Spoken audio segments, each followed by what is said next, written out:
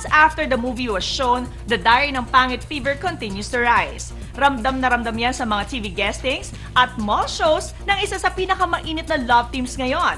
Jadine, anong ganap?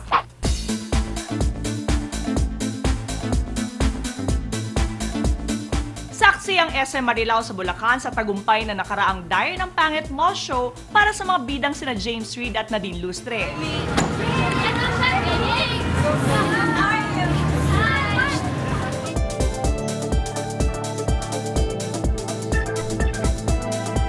Maging sa backstage, dinig ng hottest love team ang dumadagungdong na sigawan mula sa mga nag-aabang na fans. Bagay na nakadagdag din sa excitement ng dalawang bagets. Bakit po sila talaga? Alam na love ko na. Oh my God! Ako naman din! Nandito po ako kasi gusto ko po makita si James Reid. Unfortunately po wala kaming pera para makabili ng ticket sa po ng album. Pero okay lang po, at least makikita ko po si James Reid. So, matagal ko po itong inintay. Na-excite po ako sobra. Nandito po kami para makita silang ang pogi!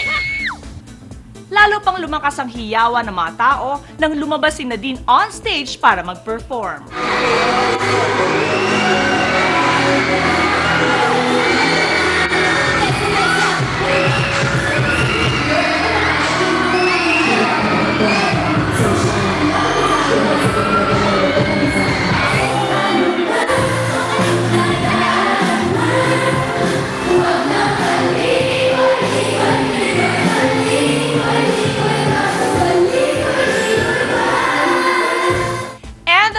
Went even wilder when James Reid joined her.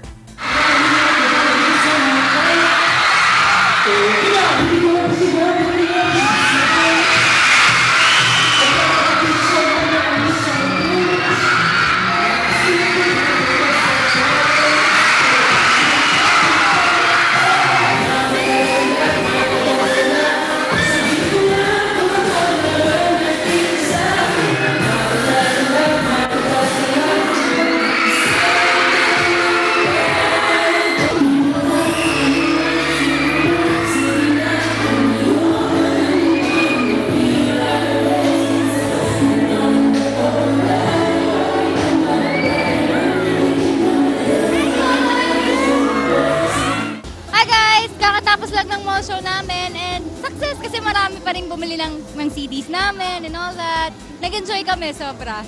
Thank you to everyone at SM Marilao for coming here today, especially all the fans, Jadine, Jamily, everyone. Thank you so much, guys. Thank you.